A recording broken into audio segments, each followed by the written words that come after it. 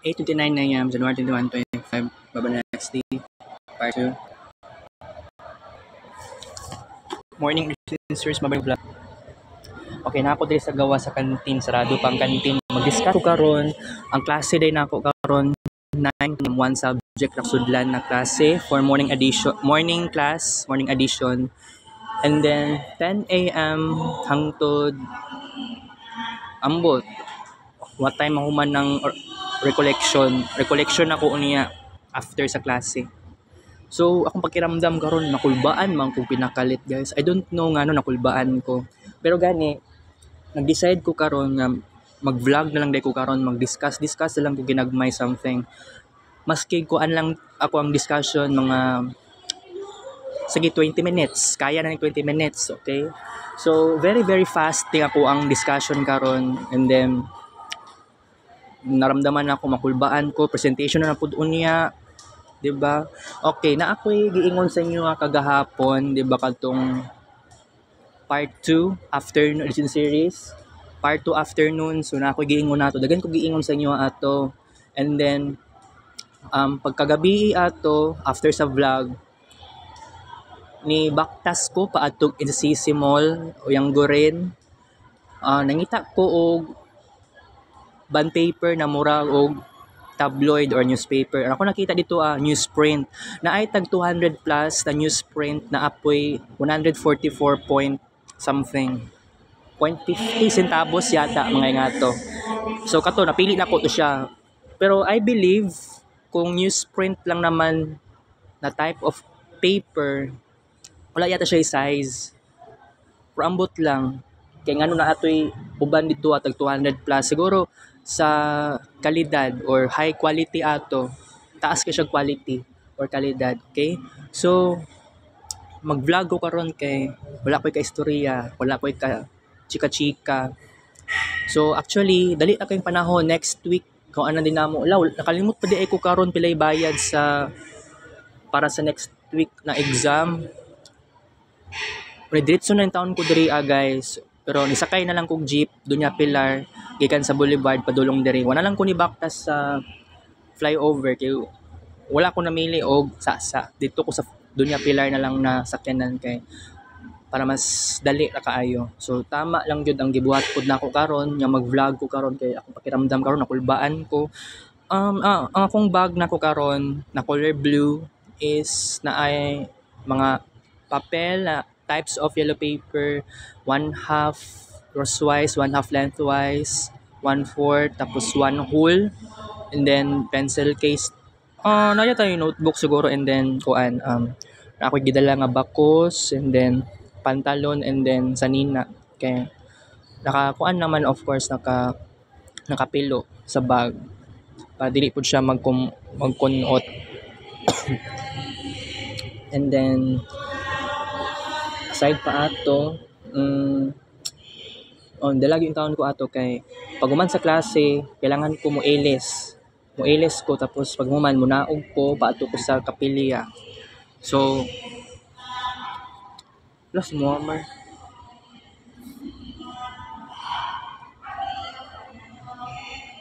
classmate din ako si Muammar. Di na lang ako magpicture guys kay tan-aw man sa kuha. Nakita na ako si Muammar, pasaka siya, padulong siya na late town siya karon. Siguro na late siya kagahapon. Pero by the way, naara ko diri kay kailangan na po ko magkuan. Kay kapoy pabaya kayo no. O dito ko sa gawa sa Comlab, ya dito pa jud ko ma-discuss ug ingani pag gyud. Murag ingani pud ka kusog akong tingog. Although dili man kay kusog ako tingog karon, medyo malumanay lang.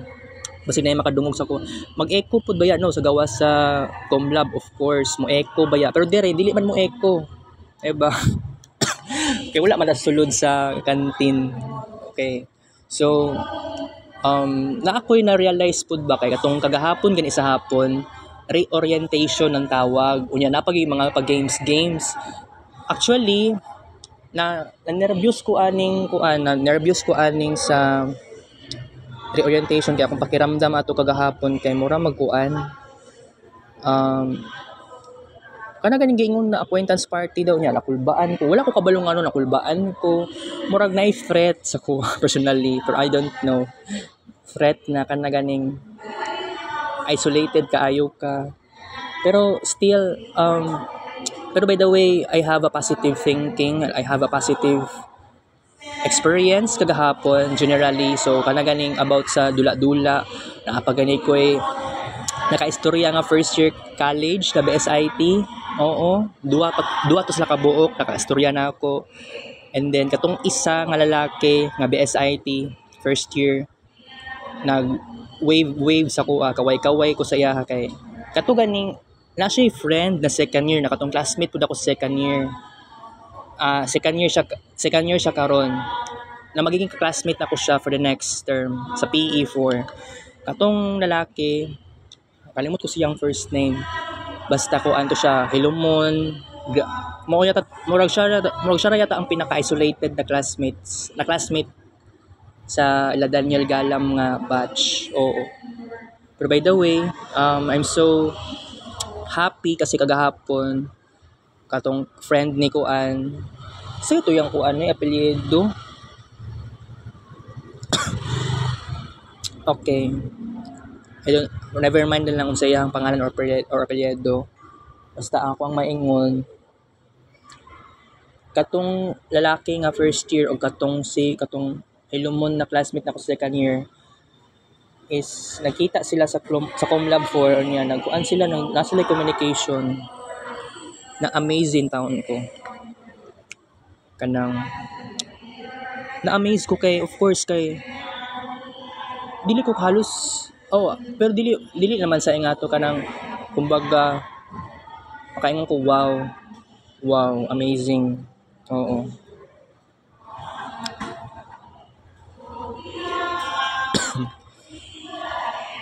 And then aside pa ato, bitaw gamay ra pud kaayo to na minuto kanang gusto na ako mas lalom unta ang amo ang kataganing social circle, social life, mga ingana. Pero it was just the beginning pa naman. So basin pohon, katong first year na schoolmates na ako sa BSIT, basig pohon, magkita-kita raman mi tapos mag-wave, pa-baby wave jud. Ang importante ani karon kay naa na jud ko na experience kagahapon. Makulbaan man ko kay akong pakiramdam ato dili ko gusto mo adto. Kay ang giingon-ingon pa acquaintance party niya nausab pa gyud ang pangalan. Dili more sig acquaintance pero ang giingon didto reorientation. May something na review ang unsay i-discuss about sa IT career, mga ingana. Tapos unsa pay mga decision na nimo nga nag-BSIT ka. Ako ganit mag-BSIT jud ko.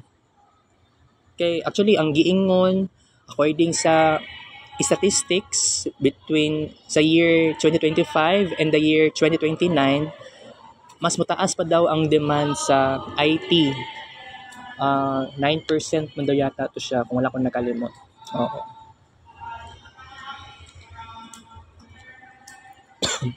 And then after that, kung ano basta daghan kayo discuss kagahapon. Oo. So, na ako na-discuss sa inyo kagahapon, late afternoon to early evening. 'Di ba? Na ako na-discuss sa inyo ato kagahapon. Daghan ko na-discuss. Tapos karon wala po na ako na-remember kay basta na-remember lang ako tong uban niya, mga games na medyo naka-realize lang ko kagabi ako naka-realize bantog nahuman dayon ang reorientation kay kining mga schoolmates na ako na BSIT nga evening class, magklase pa sila 5 PM. So nahuman ang reorientation 4:30 PM. 4:30 PM na human. So ako maingon sa games lang yung ko mas naganahan. Pero kung siguro nag-start ang reorientation ang sa attendance, dapat nag-start sila attendance 12:30 hangtod 1:30. Oo. Pero by the way, sabihin natin mga 1:05 PM yata ang nag-start, pinaka-start sa dito 1:05, mga 1:08 PM na to. Mga ingana nga oras sa dili jud exactly 1 PM. Oo. Mo ganino ako pakiramdam pud kagahapon. Mix lang yung tahon pero dili may iwasan nga naa pagyapong ko'y kulba. And by the way karon naay may tabo nga presentation sa subject ni Sir Jerome, makulbaan ko. May nalangganin itanaw ko sa katong presentation kagahapon nila Roger, James and Ace. No, silang tulo, scholar pa kaayo sila. Unya ay wala ko ambot scholar ba si Ace, no? Murag scholar si Ace kay nakita man ako siya last itong gabi diri kauban niya si Carl Talib ug uyab ni Carl si Kejeya may ngana.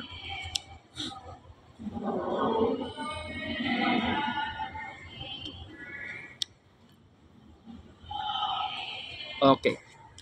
So basta akong maingon lang karon guys is kuan makulbaan man gyud ka of course. Katong sa report kagahapon, presentation gahapon rather nila Ace or Roger, James. First group na sila. So naramdaman na ako sa ako ang napansin mo na tani ko inspiration para mag-present ko unya bahalag walay explanation pero ganahan ko kay ngano dili ko dapat mo compare sa sarili sa ubang presenter kay wala na may problema.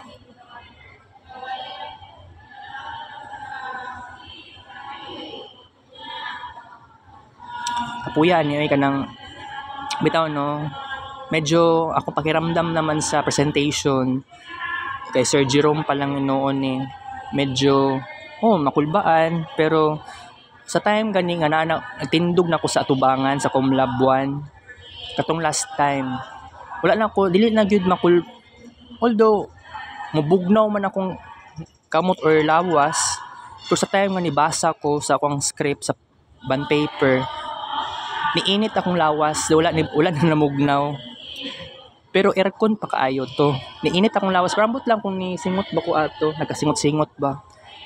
By the way, sakit akong tiyan kaya I don't know nga sakit akong tiyan. Okay.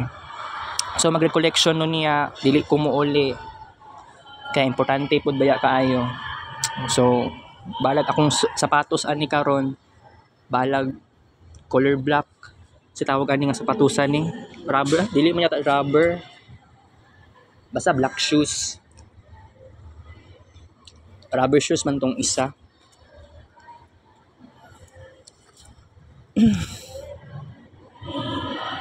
Wala niya ako maingon karon na kini akong college life dagan kay kulang sa kuha jud in taon tinuod pero ako lang maingon sa karon is maghanda ako for the next school year kasi kung buot ninyo naon mo na gid ni ang last school year na ako nga makita na ako ang kining mga kabatch na ako kining kabatch nila Vance pero napagyapon ko sa assumption sa year 2026 until dili napaday ko tama 2026 to 2027 pero sa ila Vance na side dula na sila unless kung nabagsak sa capstone. Okay. So, ako lang maingon, maghanda ako. By the way, sa PE4, kay nagchika-chika akong mga classmates, schoolmates o classmates din ako. Classmates, pagyapon ako tong second year. Classmates pagyapon na kuan about sa PE4 na na-shock yung taon ko aning sports lagi daw. Una buhaton mag-report. Siguro gipasabot reporting yata sa midterm. Pagka finals is dili siya ako sa finals. Dula daw na siya. So kung ingana may tabo, actually wala ko'y talent. Pero basketball man or volleyball, mo na ko ang biggest goal na ako sa una. Gusto ko mo testing ng basketball especially. Whether how kay ko ana or dili. Pero willing ko magtuon sa March March pag yun, tapos capstone pa. Capstone, tapos IT electives 1. Sa IT electives 2, naa naman ko ana sa una sa Samson, pero sa IT electives 1 wala jud ko ka dungog ana na isulod ko ana sa una. May nalang gani no kay naa jud naglibog gani pug ko. Lahi ra pud kay sa Samson o sa diri ana side.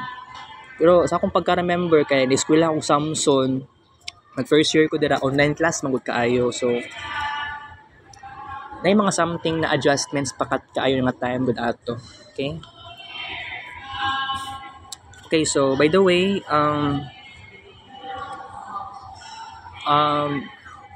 ay tama, mag-announce ko sa inyo ha guys, morning first announcement, first na ako ni iingon sa inyo ha karon, first time na ako nag-iingon sa inyo ha karon, nga ako lang maingon is kailangan sa finals, especially kailangan na ako'y ma-shutdown sa unsay dapat na akong buhaton. Maring possible sa walking, I don't know sa walking time na side, pero no, kailangan ko mag-restrain sa akong sarili kasi mag-capstone na pag yun, buang kayo no.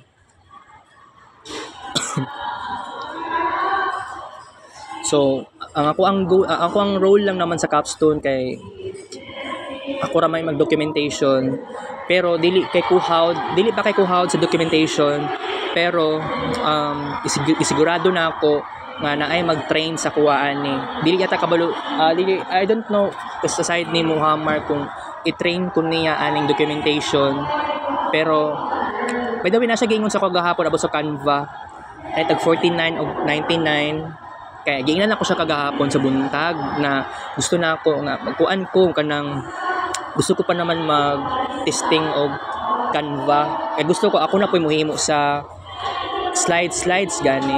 Kaya dili na po ko gusto nga maagrabyado siya kay na po siya ilain pang ginabuhat sa personally. Okay. So, tamang-tama lang gud karon mag-discuss in taon ko diri guys kay di gud lalim nga makulbaan. Pero no, ako mga classmates anad naman sa presentation ako. Something like medyo na anad na. Sukad atong first semester, second term sa subject ni Sir Jerome, mas okay pa yung taon. Ay mas dito nagsugod na ni okay na ko. Pero last week ba yata ang last report namo? Or last week pa da ito no sa second sem first term, and then unya mag-report na pud mi unya mag-present na pud mi unya. Pero bitaw no ako gusto pa naman ako kay gusto ko mag-screen record or mag-record sa akong tingog basig audio record lang, pero sa akong pakiramdam kay murag distraction na pud sa kuha na. And then pag mauman siguro og present basig dili pud na ako mapalong ang audio record. How many times na naitabo sa kuha kanang sa una gani na testingan na ako audio record ang tingog ni Ma'am Christine. Pag uman sa iyahang klase na nalimtan pa og palong ang audio record. Last time nga to binuang kayo. Okay? Wala namin nakita kay Jovian. Scholar gid siya. Dapat naa siya gahapon kaya lang scholar manggod bawal daw sa scholar ang ingato. Maski kuan lang naman unta kanang maski pila lang unta ka oras. Di ba pwede manggod na. Posible ka ayo. Di po ko katuo sa iyaha Pero kung tinuod man ang giingon niya, dili ko ganano gingana nga style sa patakaran. Scholar ka niya wala kay karapatan mo appeal sa program. Okay? So bitaw guys, ako lang pangayoon ang akong ipangayo lang sa inyo karon, iampo lang ko ninyo. Medyo dili man ko makulbaan paghihapon ko, pero sa akong pagtuo positively naniniwala ako nga mag-present ko unya na ako'y loud voice, kusog na ko tingog, pero slowly lang Hinay-hinay lang, dili gyud ako paspasan og pagbasa. Hinay-hinay pero kusog ang tingog. Okay? So yun lang po guys no na I hope na karong buntag ganahan ko ani kay ma-express ako sa na ako para man lang mabawasan ang kakulba-kulba gani makulbaan nga walay reason binuang kayo guys. Okay? So I have to say goodbye muna tayo ngayon guys. Saba kayo sa gym. Okay? So kita kay sa Rex Vlog, take care for 8:50 AM.